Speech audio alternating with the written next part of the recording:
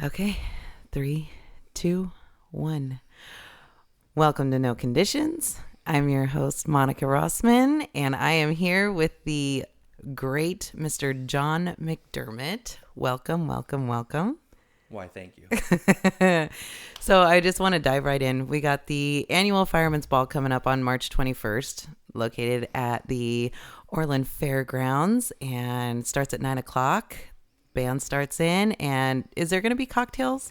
There will be beverages to purchase at the event. Fantastic. And how much is it to get into the door? We ask a donation, so Okay. if you could give us whatever you feel is fair for a good night of entertainment for about 4 hours. Mm-hmm. Some people give a few dollars, and some people give quite a few dollars to come in and enjoy 4 hours of very entertaining music.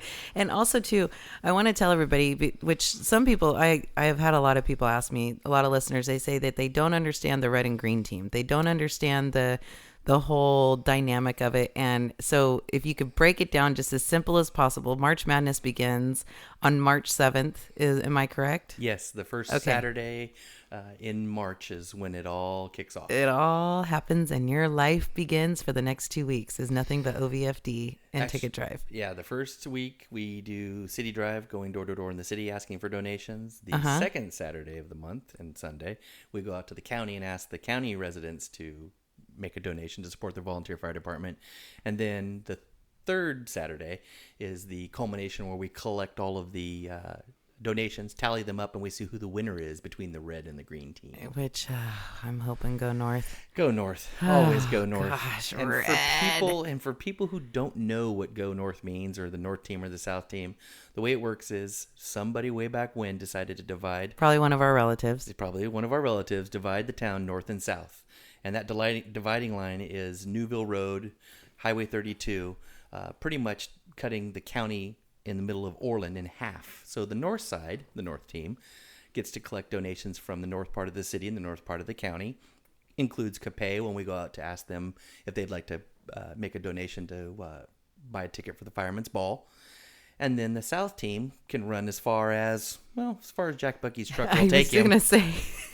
So, and the south team goes and collects their donations from the city residents there, and then they also go and go out to the county at the same time as the north team. And again, that's who wins, the north or the south. And now, why the colors, I don't know, but the north team is the red team, and the south team is the green team. Excellent, excellent. Now, and you have never been on the green team, correct? Never in my life. Never. Because I do know, most people who don't know this, I'm going to give you guys a little fun fact, is John and I are actually cousins. Yes. And so, we were talking the other day because we have such a deep, seed inside of this department that is so woven that most people don't understand, is that we have generation upon generation. In fact, you are the last generation of Gilmore to actually be active in the department. Yes. So to us, I mean, being raised down there, being down there all the time, I can't tell you how many times being a kid, going to the call on a Saturday when Dad had us and pulling up to the pickup, and he'd always look at us and say, "Don't get out till the whistle stops." And then when the whistle would stop, we'd go inside and, plow through all the candy and the sodas and whatever. But some of the Gilmores were actually sent to the green side. And then so it was like a battle back and forth. I didn't know that. I don't know relative-wise where we're at for, who was on what team way back when. I just know that cousin Ken Gilmore, he was on the north team. And, yes. As far as I'm aware, he was never on the south team. No, Dad was. Dad actually had a stint on the green team for a short amount of time. And then he was like, I want to go back. And so he went back to being on the red side. That's so pretty cool. I know. And so we have the ticket drive coming up. We have and you guys have a great band that's going to be showing up. Yep. That's going to be probably one of the biggest bands we've had come into Orland Fire in my 15 years of being around. Before that, I couldn't tell you. All I know is they have a very, very, very big following. Yes, I am super excited. I love it. I absolutely love it. And then, so the Grand March starts at 10 o'clock, and that's something that that's a tradition in itself right there. Yep. If you haven't seen the Grand March, it's pretty interesting to watch when you can get roughly 42 of us together and our partners to go out and form a line, and then you'll have to come to see how it all turns out. But it's very interesting. Believe it or not, it is choreographed. Not well. And then I can't remember what's the old, oh my goodness, the song? German polka song. Do you know the name of the song? I don't remember off the top of my head. Would you like me to tell you? Please. It's called Under the Double Eagle. That's right. Under the Double Eagle. Under the Double Eagle. Yes. Yep. I had that pounded into my head for years and years and years and years and years. After being in the military in Germany for 2.5 years, yeah, the polka old songs like that don't resonate well with me. But I didn't pick that either. We are deep with tradition in the Orland Volunteer Fire Department. Yes, very much. But you guys are evolving. Yes. I mean, that's a good thing. Everything's evolving. We have many things. It's changing so much. You have women on the department. You have, new vehicles. Everything is changing. But it's all changing for the positive, don't you think? Most definitely. In fact, some of the decisions that have been made and stuff that previous chiefs had tried to do, but just it couldn't get implemented for whatever reason. We've really, really, really benefited from people's patience and persistence in terms of making these changes. And some of the most difficult changes that we've gone through have really, to me, I think it's benefited the department and most importantly, the citizens. Yes. That would be the way we no longer purchase vehicles that are the same for the city and the rural like we did for quite a few years, because the rural has a different need than the city does. The city needs the big pumpers. The rural needs something a little bit smaller that can be more easier accessible to getting into whatever situation, be it the creek or somebody's narrow driveway, those kind of things. So we've done some really good things, building upon what previous chiefs have done before us. I know whenever this first originally started, when things started changing, especially getting the new truck and stuff like that. And it's so funny because the old timers are like, well, I don't understand it. And they don't realize that, it'd been 30 years since you guys had a ladder truck. And most of them didn't even know that it had been that long. It seemed like just yesterday to them, Well, yep. And yeah, when Phil Putnam and Rick Nunes drove our ladder truck back and got pulled over in a couple different states thinking that they had a rocket launcher and they wanted to know where their government clearance was. That's a great story. I love it. I absolutely love it. Our biggest thing now is I think as a department, we really have to go out and educate the public to tell them that, hey, we are three separate entities, but really we're two different departments. Yes. The city department, the rural department. I think Dave alluded to that here a few podcasts ago. But the other thing too is that not only with the separation of the departments too is how we're funded and all that, and that's going to be a separate podcast, I'm sure, when we talk about funding and what we'll be asking the rural citizens to do when it comes to voting for an assessment. But overall, truthfully, I think the citizens of Orland should be pretty happy and pretty proud to have us as a volunteer group representing and helping them, because first of all, we are them. Yes. We live in the community, and if you don't live in the community, you have to work in the community just to be in the department. The better part of that is we don't cost you a darn thing because we're all volunteer. So we're saving so much money. That's for another podcast too, for what you pay for in other towns and other cities where, when you look at it, we pretty much represent 16,000, or we protect 16,000 people and a little bit more just in this county, or in our part of the county alone. But it's truly a blessing that we're able to get things done, get organized. At least 10 people show up on every call. And what a great thing to have. When Dave was here last, I was saying that, I remember somebody basically bitching about, it being a volunteer and the volunteers, this and that. And I said, yeah, but they're showing up, they're showing up for you. And I said, do yourself a favor, get in your contact list on your phone and send out a mass text and say, I need help. Don't say why, don't say what it's for, and tell them, I need you to come in 3 minutes, or at least somebody. And count how many people will be there. These are guys that don't know who you are. They don't know your life. They don't really care. The only thing that they care about is to get you either to safety or the person that you love to safety. And that's your guys' main goal right there. Yeah. So I think that I don't think that you guys get enough highlight on that, but I do think it's changing though. I think it's shifting where before you guys are becoming more and more popular, it's the dynamic of it, of being a volunteer organization. When they see that truck go by, 9 times out of 10, you're going to get everybody waving at you. Yeah. True, too. Yeah. So, Well, and the nice thing for us is when we do go door to door for our ticket drive to ask for those donations, we do field those questions of, hey, when do you guys meet, and various questions from how many calls did you go on to, well, hey, I pay my taxes. Why am I making this donation? To which we always explain, and it's not a big secret, we don't have enough money to pay for the equipment to go on these fire engines and the rescue equipment. I mean, set of battery powered jaws just for the cutter and spreader, that's nothing else, is $28,000. Lucas device, which is a chest compression device, when your heart stops, it will actually push on your chest, $17,000. And we don't have the money to float around to buy those things. And so we have a spaghetti feed where we get donations for spaghetti. We go door to door to ask for donations, and that's what that stuff goes to, what those donations go to pay for. And I'll tell you, it only benefits the people donating and the citizens, because the fact that it stays here, it's used here, and we're pretty doggone successful with it. and it's like an insurance policy. Yes. You're paying for it.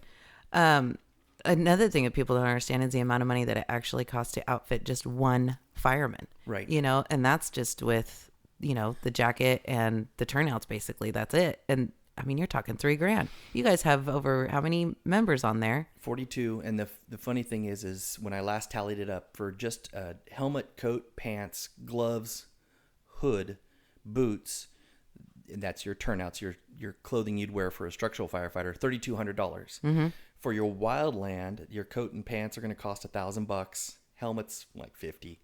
The gloves are significantly cheaper. So by the time you're said and done with the wildland gear, not counting the fire shelter you have to have at $330 each, and the web gear that goes along to hold that. So just the protective clothing for the wildland firefighting side of it is about $1,200 to $1,500, depending on what size and a few things there. The pack that we use to hold the fire shelter, so if we ever got burned over, God forbid, it's like a foil-looking bag that you climb in that saves your life. That right there is just with the shelter and the web gear is just under $500. What people don't get is that your taxes only go so far. And right now they're paying for maintenance. They're paying maintenance on the vehicles. They get some of the gear. We try not to use the donations for the gear itself. That's why we use the donations we get from the public to pay for the extrication gear. Trying to think what else we've purchased recently. It's a lot of the little things you see on the vehicles that we buy. We don't buy radios with that money. Oh, and speaking of which, in gear, the radios themselves on the structural side are $5,200 a piece, and then on the officer side, or the little smaller radios we have, those are $2,200 a piece. And none of this stuff's getting cheaper with time. That's the unfortunate part. It keeps getting higher and higher and higher the more you go. I think that I want to make sure that everybody understands too that the reason why you know so much about this is because you are the first assistant chief, correct? Yeah, that's true too. Yeah. I am the first assistant chief, yes. I should have introduced it to it sooner, That's all right. But that's why and it's like a second job, basically. It's definitely if you talk to my wife, it's a entire full-time second job. If you talk to me, it's I'd say it's more about 15 hours a week, not counting your calls. But then I do a lot of research, and I should have other hobbies. Well, you were talking about the drums, so we just might do true. it. Yeah, and my drum set is my Paxil, my Prozac. I beat the heck out of those drums. Well, I'm totally excited. I think it's going to be great, and I think that it's good that you guys are getting the light that you guys deserve. We do have our first paid chief in right now, and everything's going smoothly. You guys are working the kinks out and doing great, and it was a good move for the city. It was long overdue, and we were burning out very, very good people. We were causing certain chiefs that had private businesses to lose substantial amounts of money into the let's go to over $10,000, and that's just not fair to anybody. And so far so good in terms of our organization, and there was no, in terms of the transition, everything went well. Things are going well now. It's been such a benefit because now, instead of a bunch of us as individuals, officers, having to tackle things fire department wise, we have a go-to person. We can finally have our packages delivered to the fire department because somebody's there Monday through Friday. Like I told the city council, though, something that they're getting with their current chief that they might not get from other employees is, our current chief, Justin Cheney, showed up to 2 calls on Christmas Eve. He showed up to a call on Christmas Day. He would do a call on Thanksgiving. 147 calls between the hours of 5 p.m. and 6 a.m. So he's not just a Monday through Friday person. Plus, he's a member of the community. He is an excellent fire leader. The one thing that's really, really nice is that as a group with the department, when we transitioned to a paid chief, it was essentially seamless for us. There was no buy-in by us because he was already our volunteer chief. And the nice thing in an organization that is fragile as a volunteer group, and it doesn't matter if it's the Girl Scouts, the Boy Scouts, the fire department, the VFW, one incident can dissolve a group. Oh, absolutely. And I've always said, you never know what call you're going to go on where people are like, hey, I can't do this anymore. And so, again, the community gets to benefit from the fact that, you've got a very cohesive group, which is not usually seen in a lot of, organizations in a community. How we got this lucky, I don't know. I don't know what the recipe is. I don't question it. I'm happy for the firefighters we have. And like you said, they show up usually within about 3 minutes of the firehouse. You hit that on the head. So. Yep. It's about 3 minutes. I will say it's also too, whenever you have people to kind of that got your back, you're the first assistant, you have Dave Kelly, who's the second assistant. You guys have amazing captains. You guys have, and I think your leader is only as good as the troops that he has below him. And you guys really do work well together. You guys do mesh well together, and that's a testament to it. Yeah, and the one thing that makes the whole thing work, and this is where I've always told people, they think, oh, thank you, John, or thank you to whomever in the fire department is the firefighter, you will obviously know this because you're a firefighter's wife, it's not really the fireman wants to go do this. This is our passion. This is our, as I say, our hobby too. But it's the families that pay the price, the most severe price, and that is missed meals, missed opportunities, homework. And whether you're a husband or wife at home, those are the people that we really need to thank, or the community members should be thankful for, because I've seen it where firefighters' spouses have said, don't go to that call. You've got this and this to do. And it's a really important call to that fireman, be it a vehicle accident, somebody's house on fire. And that's a really hard place to put somebody in. So that's why I always keep saying is it's our spouses that and partners that are the most critical element of the volunteer fire department. Because without somebody to take care of the home fire, so to speak, the rest of town will burn. Well, I've always said behind every good man is a great woman. Yes. That's the truth. But, I think it was easy for me whenever I got together with Randy was because I knew, my mom told me a long time ago, she said, the one thing that I learned with your dad is talk. When they're ready. I can't tell you how many times I woke up as a kid and I'd see my dad in the rocking chair and he would just be rocking, back and forth.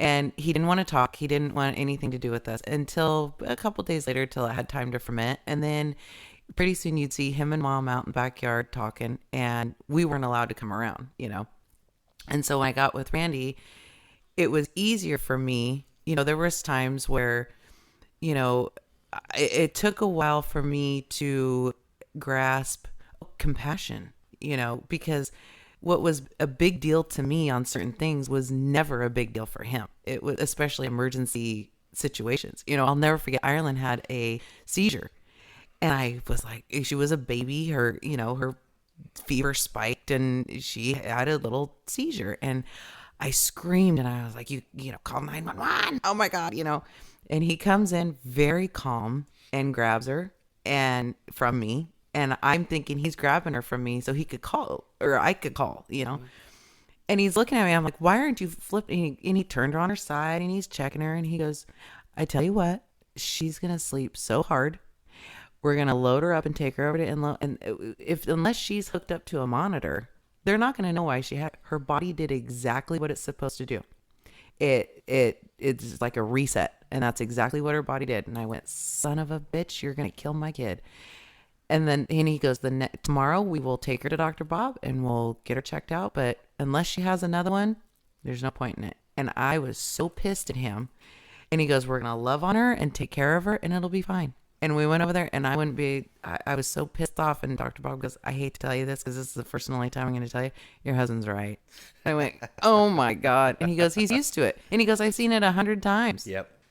It's so terrifying. Even if you're a firefighter and it's your kid, it's still terrifying. But once your firefighter hat gets put back on, it's kind of easy to go, okay, this and this and this makes sense. Yeah. Bad news is, at the time, if you don't have that hat on, it's real easy to flip into dad mode and go, oh my goodness, this Yep. isn't good. He always tells me, he says, why would I? He goes, I don't have to think. I have to think with my head because you're too busy thinking with your heart. Yep. And I went, I hate you. That's one of those things, it's along the lines of the firefighter mental health, and that's just in public safety in general from your law enforcement folks and your fire folks.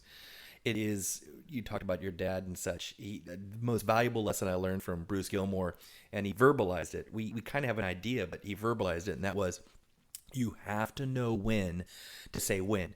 You have a certain amount that cup can get filled, and then before it runs over and causes a mess or you have a breakdown, you have to know, okay, I'm done. And to hear your dad tell me the story of what was the call that, he wanted to make 20 years, but he only made it to 19 years and a little over 6 months, was one specific call, but he knew he had to walk away. Even though his goal was attainable, Yep. he just, I can't go over. And that doesn't happen very much anymore in the fire service. I'm going to go until I break. The problem is when you break, that also breaks your family. That breaks your complete, your entire support system. And that's one of the biggest things right now. And Dave's been big on it. We've been big on it as a department, and as the critical stress incident debriefing, and bringing more of those folks in, figuring out how we can do debriefings after calls, checking in on your firefighters, because what people know but we don't talk about is, when you have those accidents around town or people die, these are our neighbors, these are our family members, and we know them somehow, some way. And as devastating it is to the family, it can be just as devastating when we're standing there as firefighters going, there's nothing we can do too.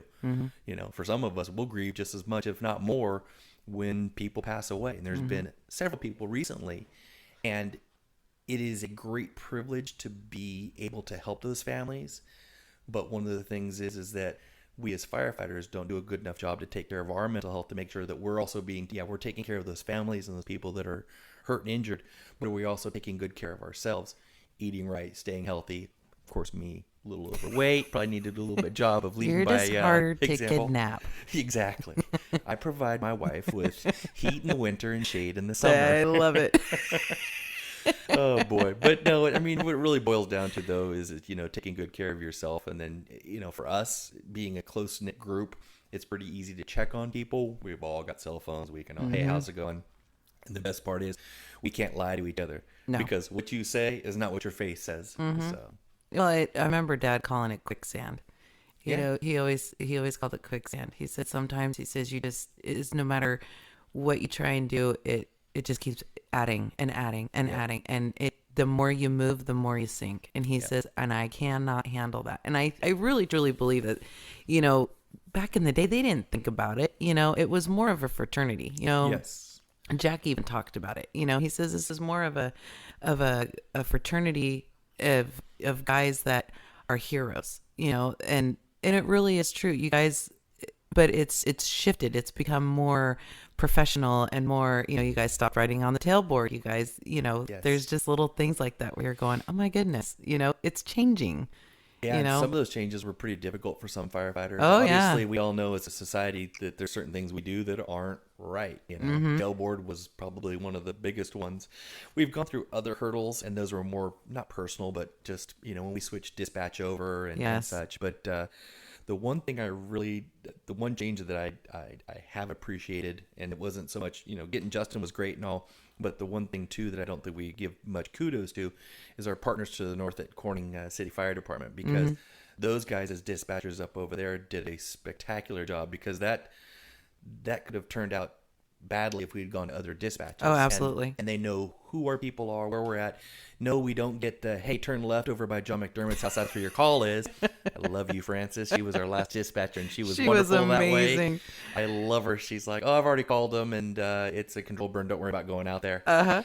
But no, what our fine friends up at Corning City Fire do for us is absolutely amazing. Shout out to Corning. Thank you. Definitely, because with Damon, Troy, Rocky, and Parker, it's just, and of course Tom leading that group. But those guys have made our lives a lot easier. Very, very forgiving for us when we are like, what did you say? Is that 8th or 8th Street?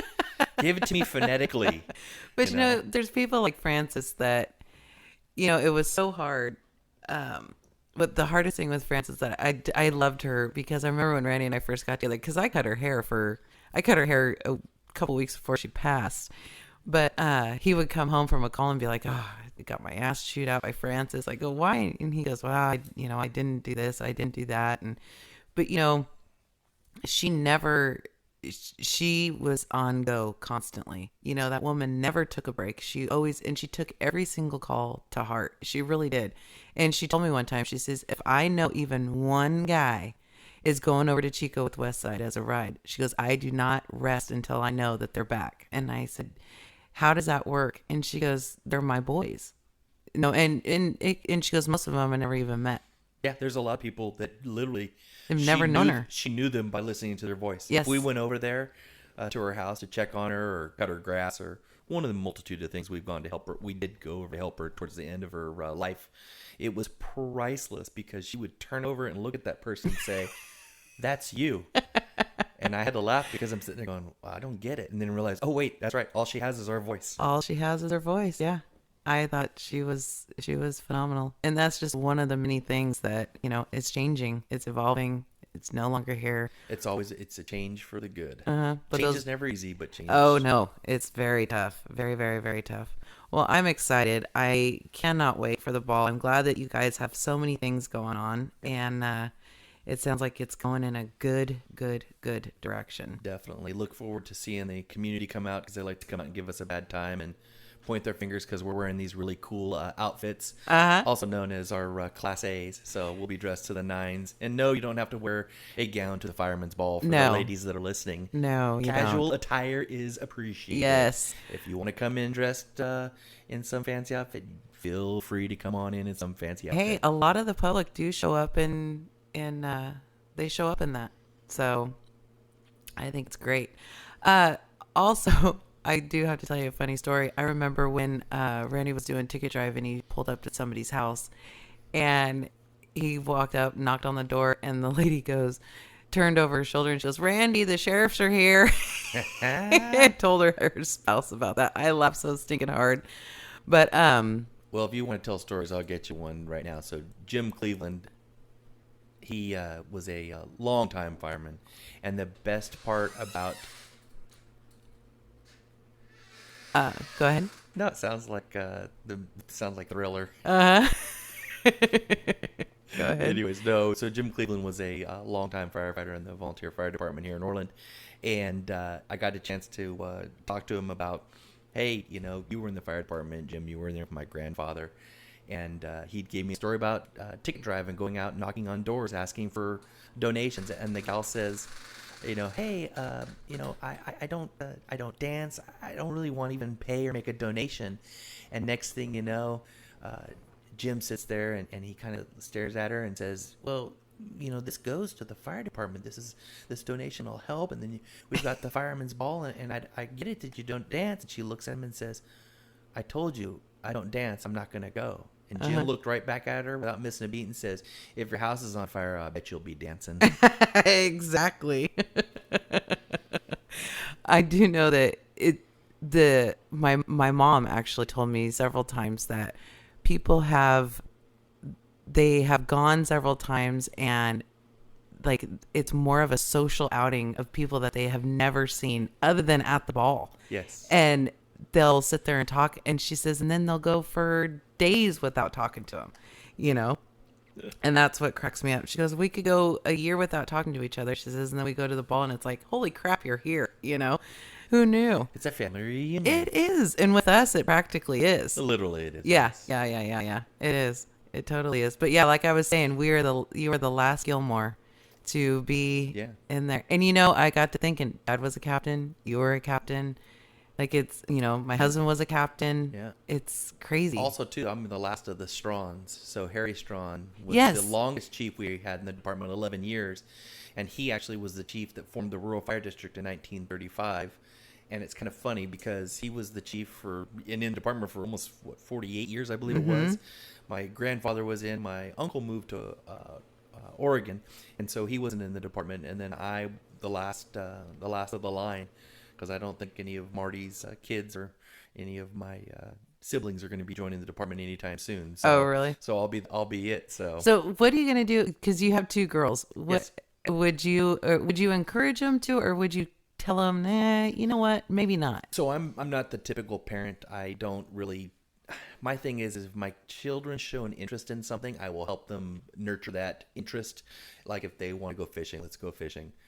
Probably should do that more often instead of spending so much time in the fire department. But here nor there, You're here. those kind of things. But when my kids start asking me, "Hey, I want to go play softball," we'll go do the softball thing. What do you want to be when you grow up? Well, my littlest one wants to either be a police officer one week, a firefighter the next week, A bride. a teacher, and she always wants to be a bride. Yes. I feel sorry for whoever marries her. She's got more bridal gowns at 6 years old than I've seen most And women she's have in a excellent at lifetime. walking in heels. I will tell you Yes, that. she is. She is definitely a peach. But no, other than that, yeah. As I tell people, like when in nursing and such, and in medicine, you really have to love it and want to do it, because if you go do it for X, Y, and Z reasons, I want to go ride on a cool fire engine, or I want to go do this procedure, when you realize it's not all glamour. There's a No. lot of hard work behind the scenes. There's a lot of training. There's a lot of time, and most people can't do that. So, but whatever my kids want to do, I'll support them. If they want to join the fire department, they're going to know exactly how it works, because Exactly. my children too, just like you as a young child, have figured out where we keep the goodies. And Are we soda, gonna tell? and ice cream, and everything else. My wife doesn't want me and my wife do not want my children to have, our children to have. So Uh-huh. Yeah, our kids are very good at getting in trouble also with cake eaters.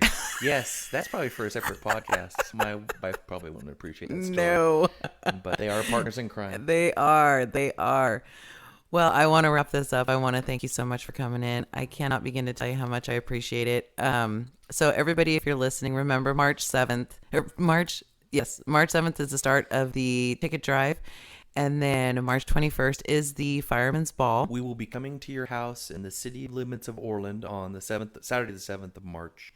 And then in the county, we'll be out in the county area around Orland on the 14th. And then the 21st is the Fireman's Ball. We'll make our callbacks, which are going back to people's houses we missed or didn't get a hold of. And then we break at noon, and then get ready for the ball on the 21st, and it should be a great time. And you guys can also be found on Facebook. And also, you guys do have a website that's up and running. Yes, we do have a website that's up and running. And then I don't know if you can put a link or however the heck you I can will. do that, cuz. And then pretty much the rural fire department and the city fire department have pages. And stay tuned, because it should be interesting with some of the developments that are coming up in terms of not just Orland Volunteer Fire Department, but the rural fire district also. So we'll continue that talk on another podcast. You can come back and we will discuss it, and it'll be great. I yeah. can sit in the easy chair. Cool. You can. All right, everybody. This is Monica with No Conditions. We're going to wrap this up. I want to thank everybody for listening. And as always, you guys can catch us on Facebook and Instagram. And any questions, you guys can email us at noconditions2020@gmail.com. I want to thank my cousin, John McDermott, for coming in and hanging out with me and spending some time with me. I know that his time is precious. So I love you and I appreciate you. Love you too, cuz. I'm out.